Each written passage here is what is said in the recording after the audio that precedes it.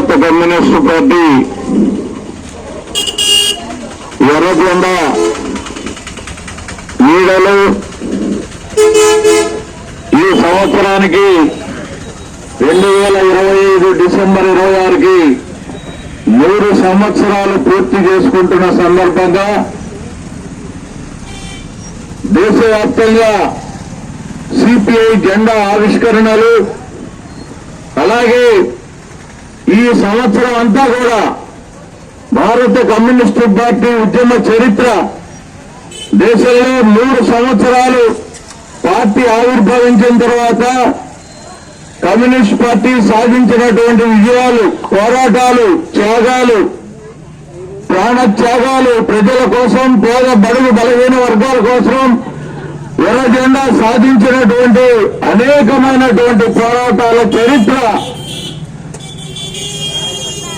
లక్షలాది ఎకరాల భూముల పంపిణీ ఈ దేశంలో మన ప్రాంతంలో పల్నాడు జిల్లా పల్నాడు ప్రాంతంలో కానివ్వండి, వినుకొండ, నరసరావుపేట, మన పల్నాడు ప్రాంతాల్లో సుమారుగా 1,00,000 ఎకరాల భూముల్ని గ్రామీణ నిరుపేదలకి పంపిణీ చేయటం, దున్నుకునే వానికి భూమి కావాలనే నినాదంతో లక్షలాది మందికి భూములు పంపిణీ చేసినటువంటి చరిత్ర భారత కమ్యూనిస్టు పార్టీది. ఈనాడు నిరుపేదలకు ఇళ్ల స్థలాలు ఇవ్వండి అంటే సెంటు ఇస్తాం, సెంటున్నర ఇస్తామంటా ఉన్నారు.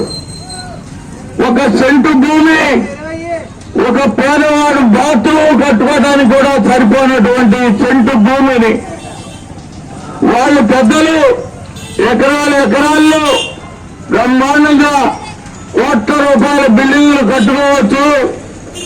నిరుపేద గ్రామీణ నిరుపేద కూలీలు కష్టపడి కాయ కష్టం చేసి సంసారాన్ని లాగించేటువంటి పేద కూలీలు 2 సెంట్లు భూమి ఏమంటే చాలా ఇబ్బందులు పాలవుతున్నటువంటి పరిస్థితి. అందుకే భారత కమ్యూనిస్ట్ పార్టీ నినాదం పట్టణాల్లో 2 సెంట్లు ఇవ్వాలని, గ్రామీణ ప్రాంతాల్లో 3 సెంట్లు ఇవ్వాలనే నినాదం దేశవ్యాప్తంగా తీసుకున్న నేపథ్యంలో ఇవాళ కూటమి ప్రభుత్వం పట్టణాల్లో 2 సెంట్లు, గ్రామీణ ప్రాంతాల్లో 3 సెంట్ల ఇళ్ల స్థలాలు ప్రకటించినటువంటి పరిస్థితి మాట్లాడటం జరిగింది. అందుకనే మేము ప్రతి గ్రామంలో కూడా ఇళ్ల స్థలాలకు అర్జీలు రాస్తా ఉన్నాం. కమ్యూనిస్ట్ పార్టీ అర్జీలు రాస్తే వాటికి ఒక లెక్క ఉంటుంది, వాటిని సీరియల్లో రాస్తాం. అది ప్రభుత్వ అధికారుల చేత ఆన్లైన్ చేపిస్తాం. వాళ్ళకి ఇచ్చే వరకు పోరాడతాం. ఇది కమ్యూనిస్టుల నినాదం. కమ్యూనిస్ట్ పార్టీ స్థలాలు పంపిణీ చేయటమే కాదు, ఇవాళ ముఖ్యమంత్రి గారు 4 లక్షలు ఇస్తాన్నాడు. 2 సెంట్లు 3 సెంట్లు ఇచ్చి ఇల్లు కట్టుకోవడానికి 4 లక్షలు ఇస్తా అన్నారు. అయ్యా, పెరిగిన కూలీ రేట్లు, పెరిగినటువంటి సిమెంట్ ధరలు, ఇనుము ధరలు విపరీతంగా పెరిగిపోయాయి. అందుకని ఈ సందర్భంగా మేము అడుగుతా ఉన్నాం, 1 లక్ష నుంచి 5 లక్షలు ఇవ్వండి ఉన్నాం. 5 లక్షలు ఇచ్చే వరకు మేము పోరాడతాం. అందుకని ఈ సందర్భంగా మరి ఇవాళ దేశంలో ఒక చరిత్ర సృష్టించింది కమ్యూనిస్ట్ పార్టీ. స్వాతంత్ర ఉద్యమంలో పోరాడింది, తెల్లదొరలకు వ్యతిరేకంగా పోరాడింది. కాంగ్రెస్ మహా ఉద్యమంలో కమ్యూనిస్టులు, యువ కమ్యూనిస్టులు ప్రాణాలు ఇచ్చారు. తెల్లదొరలు కమ్యూనిస్ట్ పార్టీ అనే వాళ్ళందరినీ అరెస్టు చేసి జైళ్లలో పెట్టి, కాన్పూర్ కుట్ర కేసులు పెట్టి 10 సంవత్సరాలు 20 సంవత్సరాలు జైళ్లలో పెట్టారు. అనేక జైలు జీవితాలు ప్రజల కోసం కమ్యూనిస్టులు అనుభవించారు. అనేక మందిని చంపేశారు కాల్చి. ప్రజల కోసం కమ్యూనిస్టులు చచ్చిపోయారు.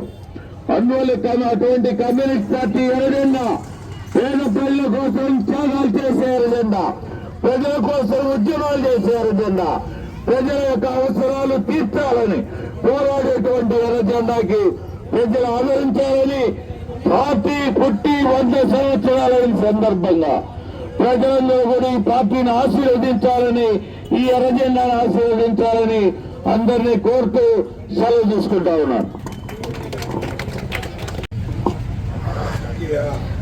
ఇప్పుడు అందరూ ర్యాలీగా ఎంఆర్ఓ ఆఫీస్ కాడికి వస్తే ఎంఆర్ఓ గారికి చెప్పి ఈ అర్జీలు ఇచ్చి ఆన్లైన్ చేయమని చెప్పడం జరుగుతుంది.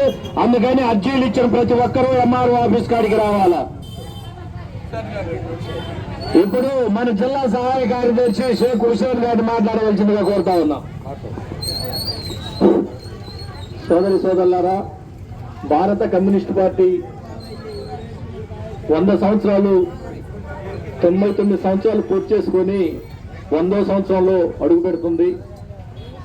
భారత కమ్యూనిస్టు పార్టీ ఎర్రజెండాల ఆధ్వర్యంలో పల్నాడులో కానీ రాష్ట్రంలో కానీ అనేక పోరాటాలు చేసి రైతాంగానికి, కార్మికులకి, శ్రామికులకి పక్కన నిలబడ్డ పార్టీ.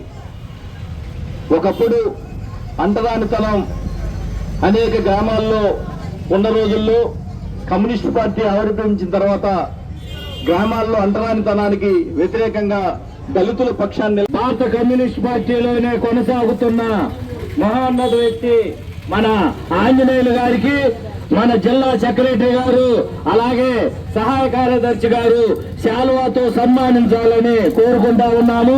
ఈ సన్మాన కార్యక్రమం అయిపోగానే బయలుదేద్దాం.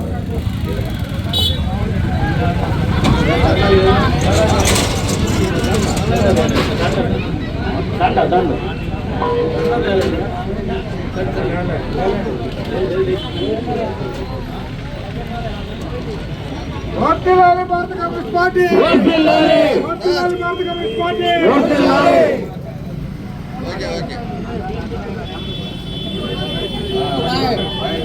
ఆటోకెళ్ళి జోగులు పట్టుకోండి.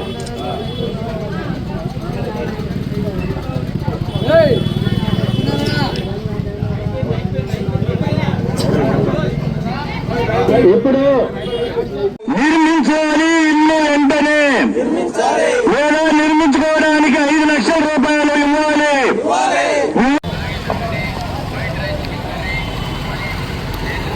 ఆ రోజు స్వాతంత్రం కోసం 100 సంవత్సరాల నుంచి 100 సంవత్సరాల చరిత్ర కలిగిన భారత కమ్యూనిస్టు పార్టీ స్వాతంత్రోద్యమంలో ఎంతో మంది ప్రాణ త్యాగాలు చేశారు.